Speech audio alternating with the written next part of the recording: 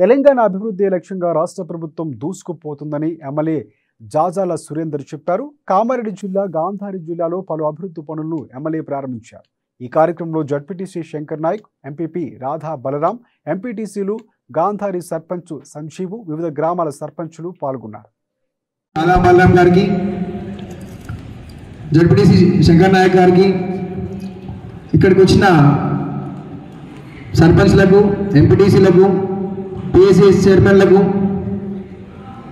Media మిత్రులకు, ప్రతి ఒక్కరికి, లబ్ధిదారులందరికీ ప్రతి ఒక్కరికి నా పేరు పేరు నమస్కారాలు.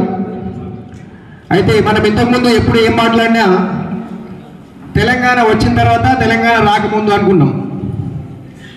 ఇప్పుడు మన సురేంద్రన ఎమ్మెల్యే అయినాక కాకముందు కొంచెం మనం ఆలోచించాలి. మన మండలంలో ఎన్నిసార్లు వస్తున్నాడు ఎమ్మెల్యే గారు, ఏమేమి అభివృద్ధి పనులు జరుగుతున్నాయి, ఎన్ని కోట్లతో జరుగుతున్నాయి.